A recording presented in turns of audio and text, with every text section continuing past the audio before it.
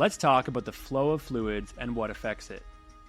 Fluids, which include both liquids and gases, can move through different spaces, pipes, or even living organisms. But how they flow depends on a few key factors. After that, we'll dive into how fluids are used and regulated in both living organisms and mechanical systems.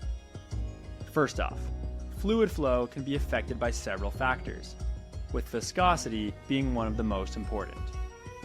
Viscosity is a measure of how thick or sticky a fluid is, or more technically, how much resistance it has to flowing.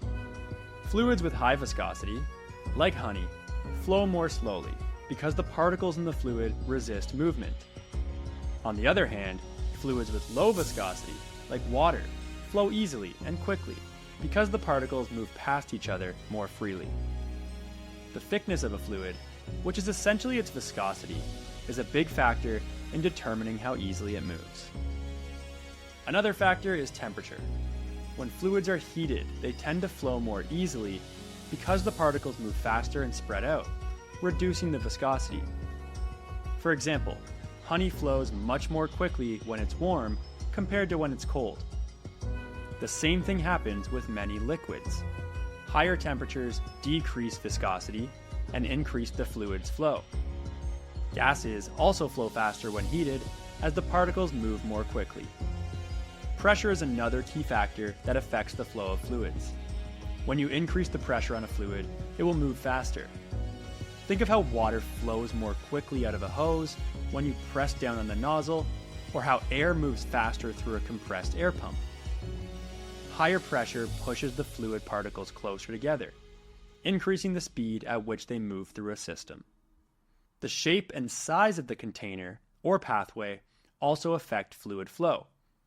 Fluids move more easily through wide, smooth pathways than through narrow or rough ones.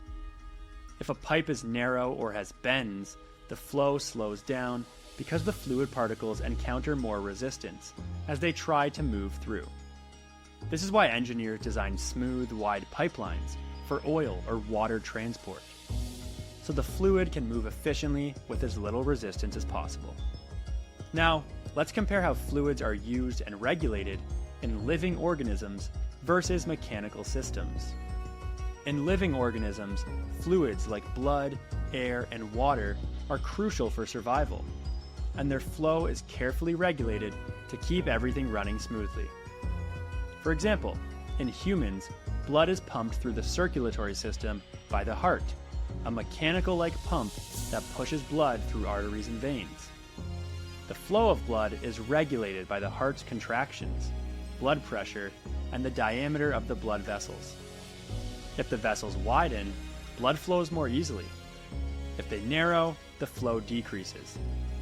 The same goes for the flow of air through the lungs, which is controlled by the movement of the diaphragm and the airways that open and close to allow oxygen in and carbon dioxide out.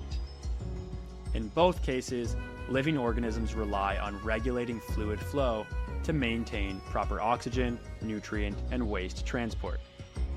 In mechanical systems, fluids are used in a similar way, but the methods for regulating them are more engineered. For instance, hydraulic systems use liquid, usually oil, to transfer force and perform tasks, like lifting heavy loads in construction equipment.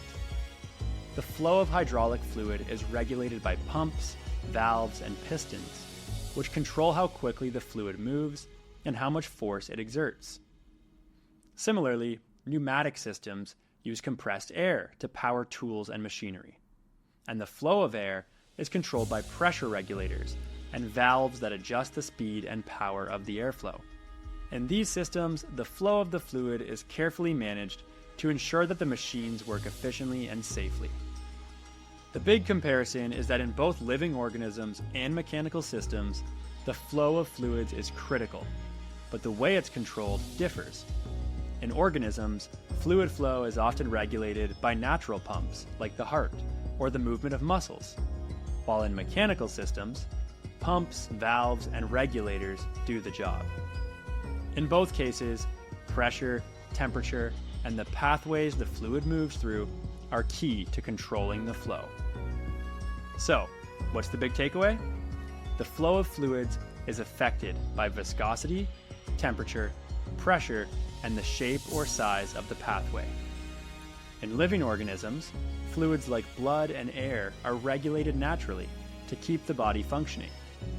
While in mechanical systems, the flow of fluids like oil and air is controlled by engineered devices like pumps and valves to make machines work smoothly and efficiently.